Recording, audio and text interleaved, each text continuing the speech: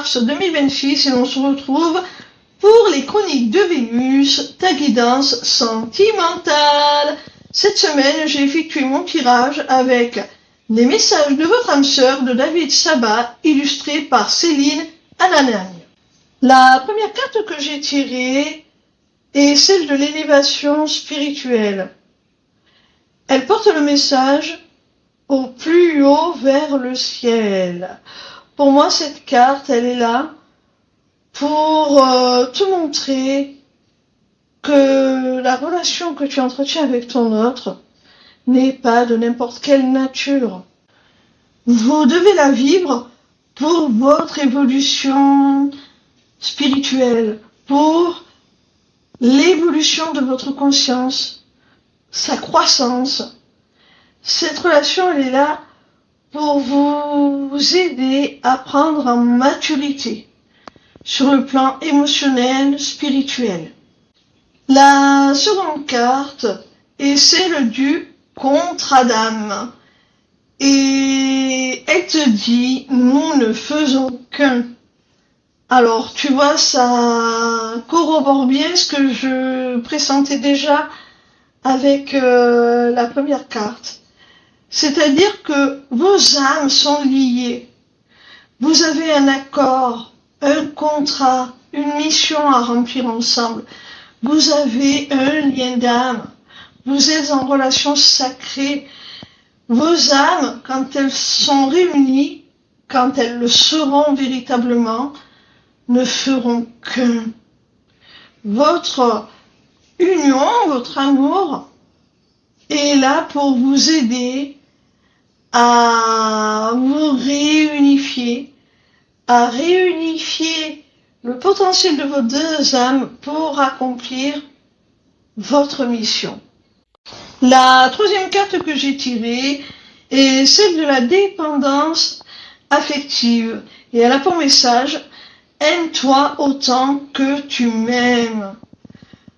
Tu vois, avant de pouvoir accomplir votre mission, avant de pouvoir fusionner, vous devez travailler sur vos blessures et notamment la blessure d'abandon qui crée la dépendance affective. Les premières cartes étaient là pour vous aider à comprendre la nature de votre lien. Vous aider à comprendre aussi que votre histoire, votre amour était là pour vous élever, vous apprendre certaines leçons karmiques, on va dire, pour après, une fois que ces enseignements auront été acquis, pouvoir accomplir une mission plus générale. Et cette carte-ci, elle vous précise le point principal sur lequel vous devez travailler. Soit l'un, soit l'autre. Ou peut-être avez-vous tous les deux la même blessure à travailler qui a les mêmes conséquences, c'est-à-dire la dépendance affective.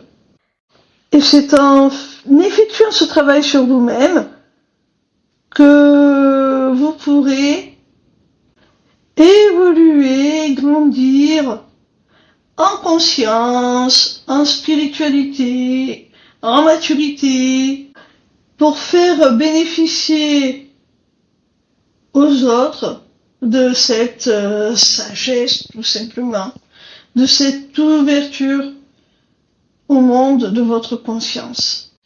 La quatrième carte a pour titre « Équilibrer votre karma ».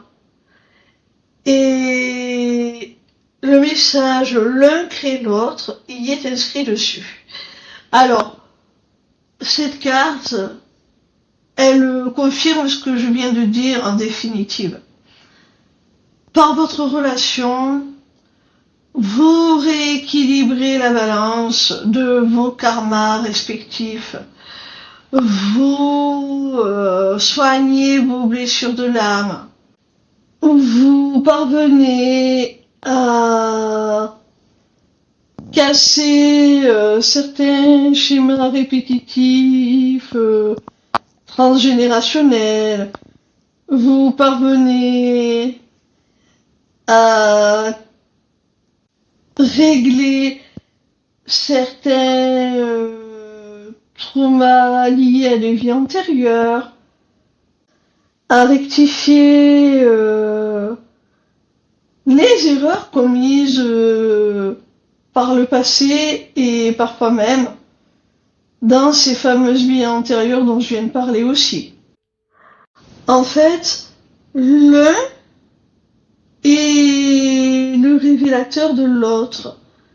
C'est-à-dire qu'en la présence de l'un des deux partenaires, l'autre va aller de révélation en révélation.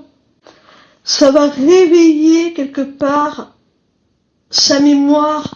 Je dirais pas sa mémoire au sens propre, mais sa mémoire émotionnelle.